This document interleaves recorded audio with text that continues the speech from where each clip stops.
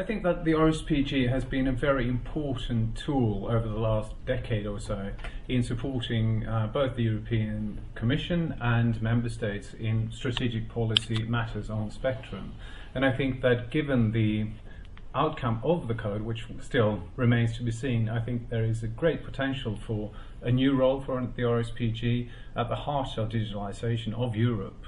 So I think that the potential is great, and I hope that we from the RSPG can sort of stand up to that and together with Member States and together with the Commission find the areas where we really need to look into how can we treat spectrum as a strategic good for the best of society and the best of Europe.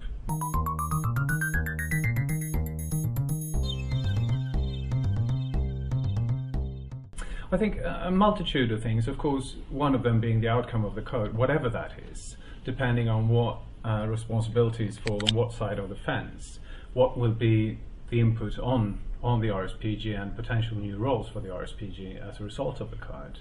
So that is one of the unknowns. Another area is, of course, 5G, where the RSPG has of yet done tremendous work, I would say, to lay out the foundation and the direction for Europe and parts of the world. When it comes to how to deal with 5G. I think that we have quite a number of things yet to do on the 5G issue from the RSPG. That's one of the issues. Of course, other issues, I would lift one of the parts of the working program as I see as one of the most interesting. It is the one that we've called, well, a European spectrum strategy, where I'm hoping as chairman to look at the major things that needs to be done on a policy level on a longer time frame in Europe, not to identify the problems, but to identify the areas where we need to take action. So rather than looking at issue by issue and solving them, looking at what are the issues that we would have to look at over the years to come. And also, of course, continuing much of the work when it comes to good offices, when it comes to our work in the run-up to the WRC, etc. And of course, with the peer review work.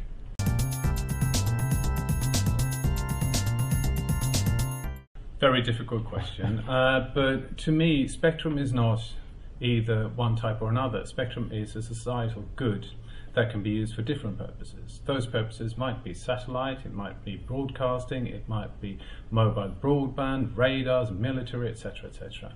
Of course, the EU competence is one part, but us as spectrum managers, to me, spectrum is, well, the potential that can be used for many different things.